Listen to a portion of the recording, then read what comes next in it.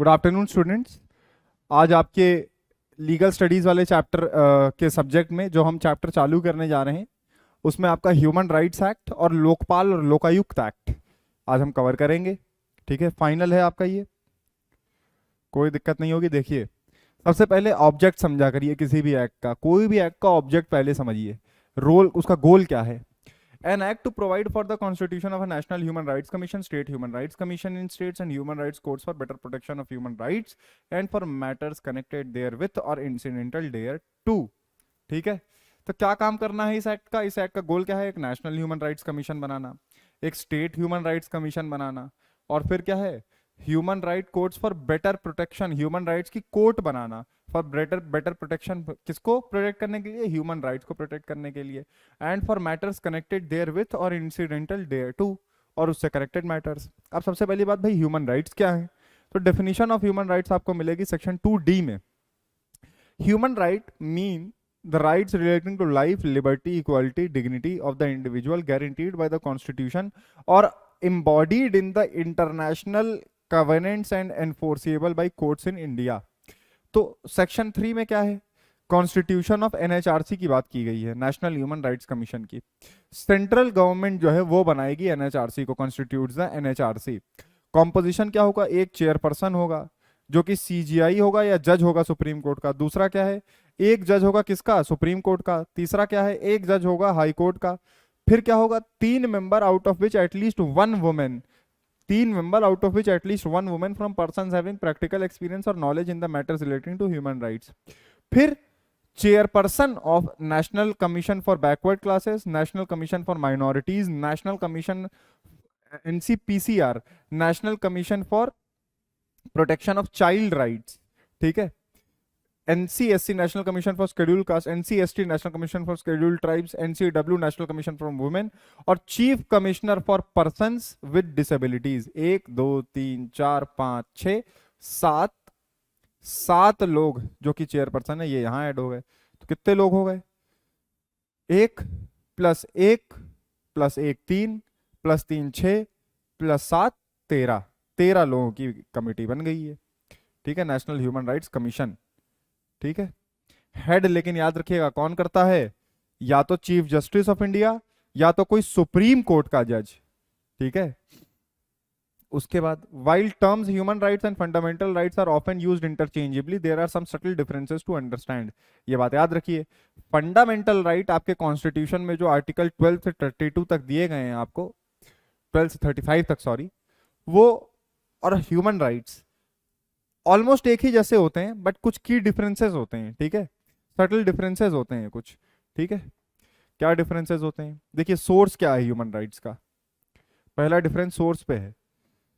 Human rights का जो source है वो universal rights inherent to all humans है। आप ह्यूमन है तो आपके पास ह्यूमन राइट है, regardless of their nationality, race, religion और एनी अदर स्टेटस। आपकी रेस कुछ भी हो, रिलीजन कुछ भी हो, ठीक है, नेशनैलिटी कुछ भी हो, रिलीजन कुछ भी हो, उससे कोई फर्क नहीं पड़ता। ठीक है, they are enshrined in international law documents like Universal Declaration of Human Rights UDHR, ICCPR, International Convention on Civil and Political Rights, ठीक है, and are enforceable by international bodies। अब इसका क्या मतलब हुआ?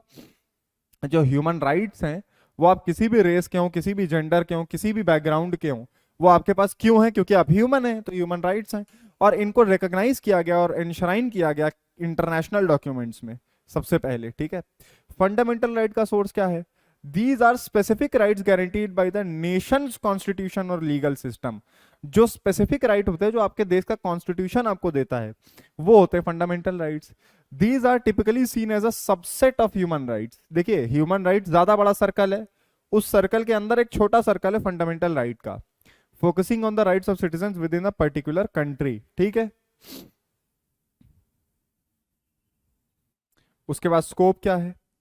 देखिए, ह्यूमन राइट्स का स्कोप है, these encompass a broader range of rights covering both civil and political rights, example freedom of speech, right to life etcetera, and economic, social and cultural rights. मतलब देखो, ज्यादा बड़ा सबसेट है तो ज्यादा broad भी होगा, तो ह्यूमन राइट्स पे ज्यादा रेंज के राइट्स आते हैं। ठीक है, ज्यादा राइट्स आते हैं।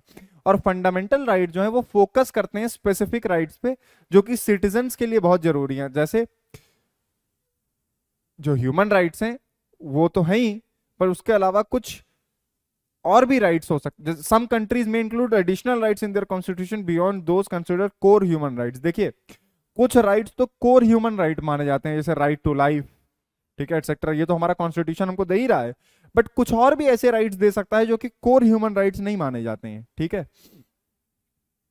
उसके बाद enforcement human rights, while international law imposes obligation on states to uphold human rights, enforcement mechanisms are often complex and limited। देखिए जो enforcement होता है human rights का वो बड़ा complex होता है, वो इतना simple नहीं होता और limited होता है काफी, ठीक है। इंटरनेशनली खूब कोशिश की जाती है यूएन के द्वारा, लेकिन ह्यूमन राइट्स वायलेशन फिर भी होते हैं, नहीं रोके जा सकते उतना एफिशिएंटली। फंडामेंटल राइट्स तो डायरेक्टली लेकिन एनफोर्सेबल होती है वहां की नेशनल कोर्ट और लीगल सिस्टम के द्वारा, ठीक है, offering citizens more immediate recourse in case of violation. फिर क्या है, रिलेशनशिप क्या है, think of it as a Venn diagram. हाँ और क्या, देखिए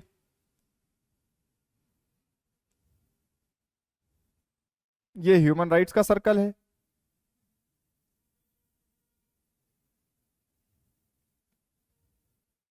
बड़े सर्कल में छोटा सर्कल, थोड़ा और मोटा बना दूं,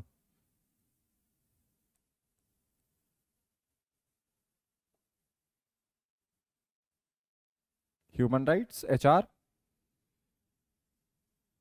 फंडामेंटल राइट्स FR, ठीक है।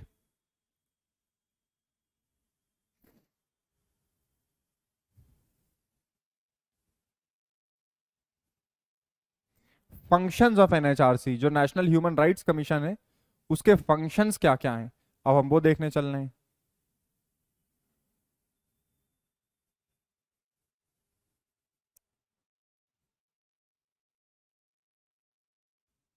ठीक है, पहला क्या है, इंक्वायर सुओ मोटो और on a petition presented to it by a victim और any person on his behalf और ऑन अ डायरेक्शन और order of court into complaint. देखिए एक तो सुओ मोटो यानी कि अपने आप देख सकती है ह्यूमन NHRC, या किसी पिटीशन पे कोई जाके केस करे वहां पे, ठीक है, कुछ डाले वहां पे, एप्लीकेशन दे वहां पे, ठीक है।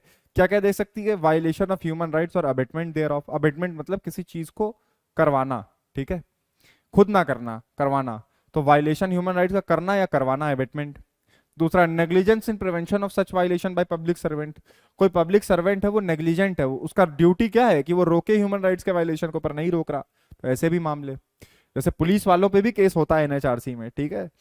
Intervene in any proceeding involving any allegation of violation of human rights pending before a court with the approval of such court, ठीक है। किसी कोर्ट में पहले से कोई केस चल रहा है किसी वायलेशन का ह्यूमन राइट के, उसमें NHRC इंटरवीन कर सकता है, ठीक है, घुस सकता है, हाँ उस कोर्ट की प्रायर अप्रूवल चाहिए होगी, ठीक है।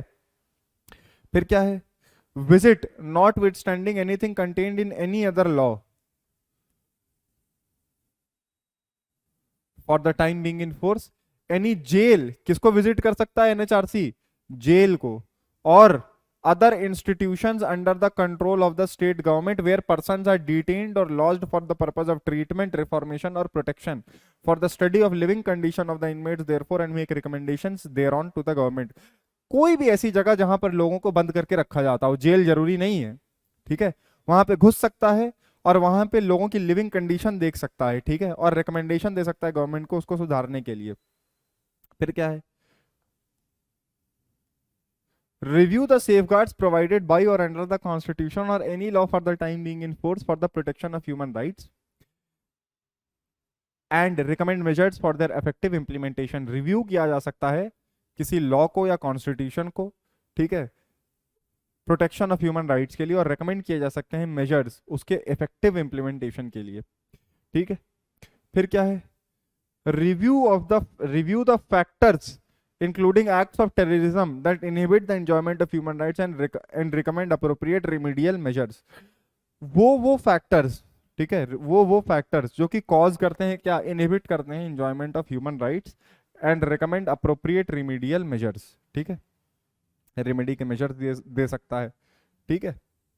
उसके बाद क्या है, study treaties and other international instruments on human rights and make recommendations for their effective implementation, ठीक है, ये भी ठीक है, इसमें कुछ समझाने वाला तो है नहीं, सारी चीज आपको समझ ही आ रही होंगी, मैं बस आपको बता रहा हूँ क्या क्या की पॉइंट्स हैं, इनको लिखते जाइए और रटना तो पड़ेगा ही, ठीक है। उसके बाद undertake and promote research in the field of human right, ठीक है। फिर क्या है, spread human rights literacy among very, हाँ अवेयरनेस फैलाना, प्रमोट करना अवेयरनेस, लोगों को लिटरेट बनाना, और किस मामले में, ह्यूमन राइट्स के मामले में। और awareness of the safeguards available for the protection of these rights through publications, media, seminars and other available means, लोगों को उनके जो राइट्स हैं वो समझाना, वो बताना अच्छे से,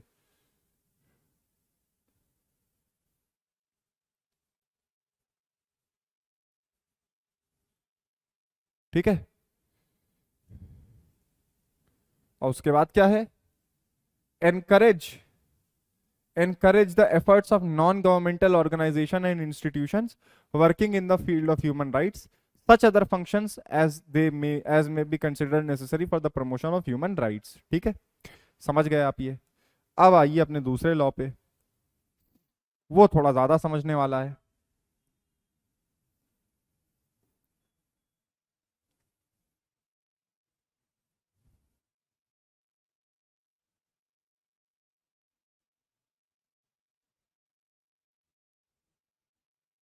लोकपाल एंड लोकायुक्त, देखिए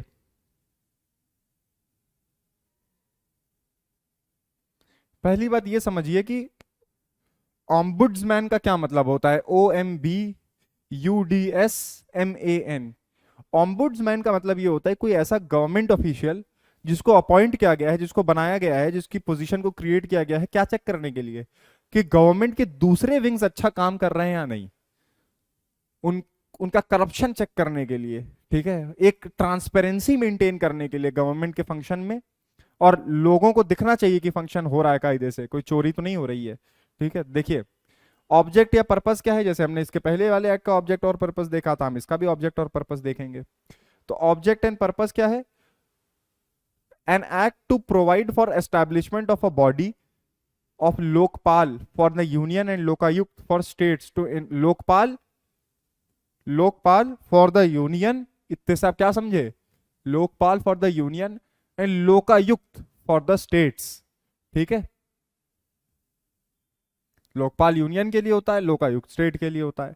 to inquire into allegations of corruption against certain public functionaries, जो पब्लिक फंक्शनरी हैं जो सरकार के लिए काम करते हैं, उनके ऊपर अगर करप्शन का कोई कुछ होता है तो उनके एलिगेशंस को इंक्वायर करने के लिए, and for matters connected therewith and incidental thereto, और उससे कनेक्टेड मैटर्स।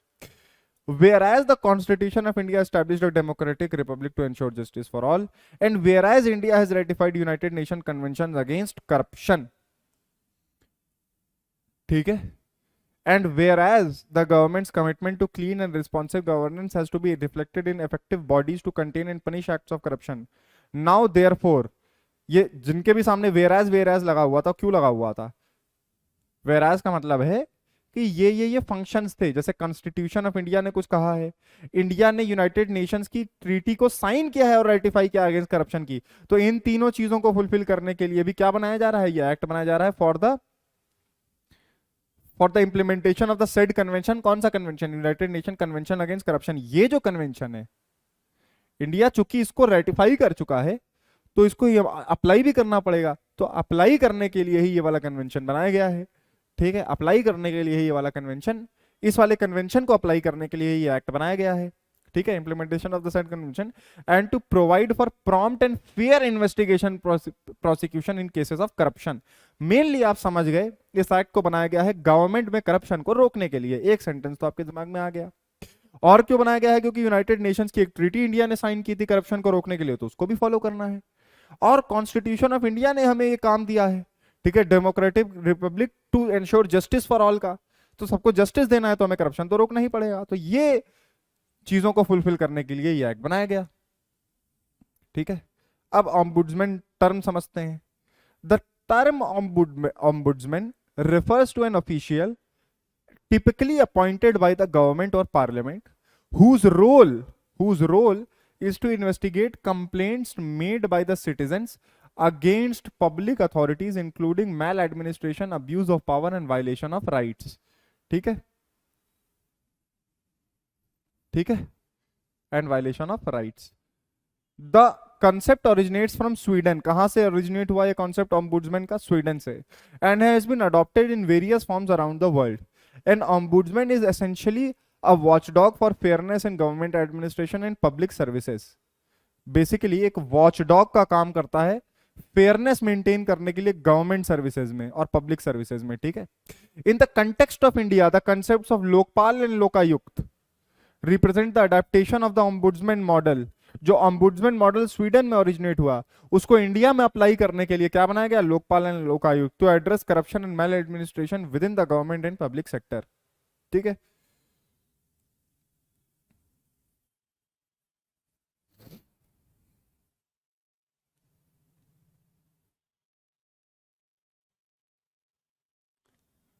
स्कोप क्या है लोकपाल और लोकायुक्त एक्ट का? देखिए, सबसे पहले तो वाइड रेंज ऑफ एप्लीकेबिलिटी है। लोकपाल हैज ज्यूरिसडिक्शन, जो लोकपाल सेंट्रल है, जो has a jurisdiction of a broad category of public official including prime minister. Prime minister तक के ऊपर करप्शन का कोई मामला हो तो इन्वेस्टिगेट कर सकता है Lokpal. Ministers, member of parliament and government employees among others. At the state level the Lokayukta have similar jurisdiction over the state public officials. जैसे लोकपाल स्टेट लेवल पे, Lokayukta central, Lokpal central level पे, लोकायुक्त स्टेट लेवल पे। जैसे प्रेसिडेंट होता है स्टेट लेवल पे, वैसे central level पे, वैसे गवर्नर होता है स्टेट लेवल पे। जैसे प्राइम मिनिस्टर होता है सेंट्रल लेवल पे, वैसे चीफ मिनिस्टर होता है स्टेट लेवल पे। वही वाला बात है लोकपाल लोकायुक्त में। Independent inquiry and investigation, the act empowers the Lokpal and Lokayukta to conduct independent inquiries and investigations into allegations of corruptions. This is facilitated by their own inquiry and investigation wings, ठीक है।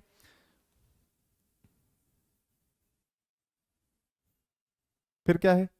Protection of whistle blower. देखिए, whistle blower वो आदमी होता है जिसने पहली बार बोला होता है कि यहाँ करप्शन हो रहा है, तो भैया उसको ना लोग मार दें, तो उसको प्रोटेक्ट करना भी तो एक काम है। तो प्रोटेक्शन ऑफ विसल ब्लोअर्स, ठीक है। मान लीजिए आप उसी डिपार्टमेंट में काम कर रहे हैं गवर्नमेंट के, और आपको मालूम है कि करप्शन हो रहा है। आप बोलते हैं कि यार यहाँ करप्शन हो रहा है, तो आप ही के डिपार्टमेंट के लोग आपके खिलाफ वायलेंस यूज कर सकते हैं ना। तो उसी को रोकने के लिए प्रोटेक्शन ऑफ विसल ब्लोअर बहुत जरूरी है। Timely completion of investigations, the act mandates that investigations must be completed within a stipulated time frame. Important बात है, टाइम के अंदर इन्वेस्टिगेशन खत्म करना है। Aiming to ensure that the cases of corruption are addressed promptly, ठीक है।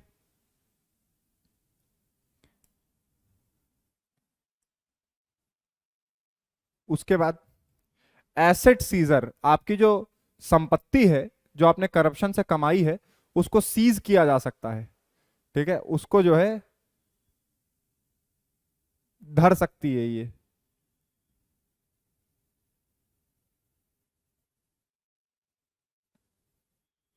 Asset scissor, ठीक है, अटैच कर सकती है asset.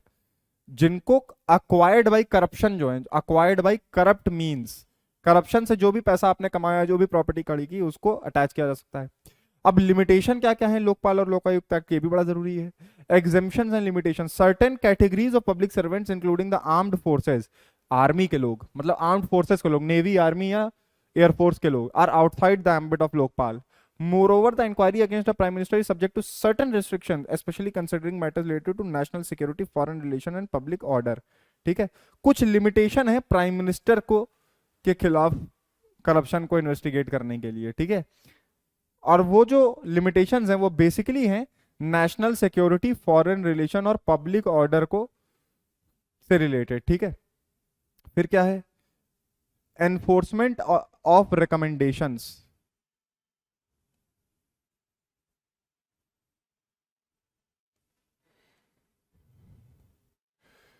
The recommendations made by the Lokpal and Lokayukta are not binding. जो रिकमेंडेशन लोकपाल और लोकायुक्त देते हैं उनको फॉलो करना जरूरी नहीं है, ठीक है। Their enforcement depends on the willingness and efficiency of other government bodies which can dilute the effectiveness of this institution. जैसे मान लो किसी एक गवर्नमेंट बॉडी है, कोई मिनिस्ट्री है, उसमें करप्शन हो रहा है, ठीक है। कोई मिनिस्ट्री है उसमें करप्शन हो रहा है, लोकपाल ने कोई रिकमेंडेशन दी, अब उस रिकमेंडेशन को मानना ना मानना उस मिनिस्ट्री की ड्यूटी है, ठीक है। तो ये भी एक तरीके से उनकी इफेक्टिवनेस को डाइल्यूट करने वाली बात हुई। फिर क्या है? Jurisdictional overlap, jurisdictional overlap, there can be overlaps between the jurisdiction of the Lokpal and Lokayukt and other existing anti-corruption body leading to potential confusion and bureaucratic delays. अब केवल लोकपाल और लोकायुक्त तो है नहीं, करप्शन का इन्वेस्टिगेशन बहुत लोग करते हैं, पुलिस भी करती है नॉर्मल वाली, तो लोकपाल और लोकायुक्त के काम के बीच में तो ओवरलैप हो ही सकता है, दूसरी इन्वेस्टिगेटिव एजेंसीज के बीच में भी हो सकता है, तो इससे पोटेंशियल कंफ्यूजन और ब्यूरोक्रेटिक डिलेज हो सकते हैं, ठीक है। डिपेंडेंस ऑन गवर्नमेंट मशीनरी,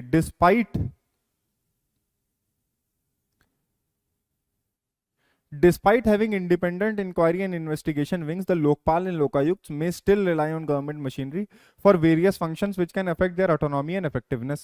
ठीक है। Implementation, क्योंकि गवर्नमेंट पे डिपेंड कर रहा है ना, अल्टीमेटली किस पे डिपेंड कर रहा है, गवर्नमेंट पे, तो गवर्नमेंट के हाथ में बहुत सारी चीजें हैं, ठीक है, इंडिपेंडेंट इंक्वायरी और ये सब। उसके बाद क्या है, implementation challenges, the effectiveness of Lokpal and Lokayukt is contingent upon their proper implementation, which includes adequate resourcing, staffing and political will. ठीक है। अब भैया लोकपाल और लोकायुक्त की बात को मानना है नहीं मानना है, ये तो इम्प्लीमेंट करने वाली बात है, और ये इम्प्लीमेंट करना केवल लोकपाल और लोकायुक्त के हाथ में तो है नहीं, ठीक है। उसके बाद क्या है, public awareness and accessibility, the success of Lokpal and Lokayukt also depends on public awareness of their roles and the ease with which citizens can lodge complaints. Limited awareness and accessibility can hinder their effectiveness. ठीक है। फिर क्या है,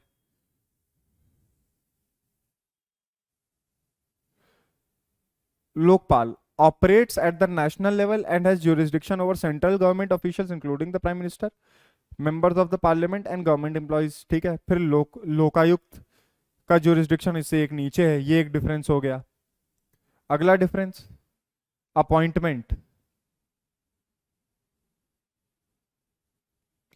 the Lokpal consist of a chairperson and maximum of 8 members, याद रखिए, chairperson and a maximum of,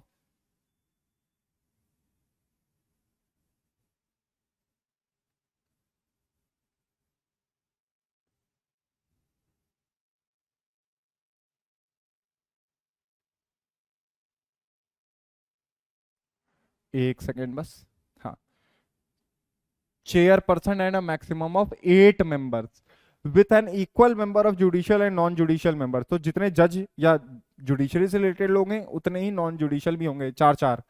the selection is made by a committee consisting of the prime minister, कौन कौन बैठता है लोकपाल की कमिटी को, अपॉइंटमेंट कमिटी में, प्राइम मिनिस्टर, स्पीकर लोकसभा का, लीडर ऑफ ऑपोजिशन, ठीक है, लोकसभा में, और चीफ जस्टिस ऑफ इंडिया और अ सुप्रीम कोर्ट जज, ठीक है, and an eminent jurist nominated by the president. Eminent jurist मतलब कोई फेमस वकील, ठीक है, ठीक है, based on the recommendations of other selection committee members, ठीक है, और भी मेंबर हैं तो उनकी भी रिकमेंडेशन को लेना पड़ता है, ठीक है। Lokayukta, the appointment process of Lokayukta varies from state to state, क्योंकि तो स्टेट के ऊपर है, तो स्टेट अपने लॉ खुद बना सकती है, आपको मालूम है, स्टेट लिस्ट होती है, as it is governed by respective state legislation. Typically, the selection involves a committee comprising of chief minister, leader of opposition, high court judge, जैसे उधर सुप्रीम कोर्ट जज लोकपाल में, इधर हाई कोर्ट जज, and sometimes other members specified by state laws. Scope और power क्या है,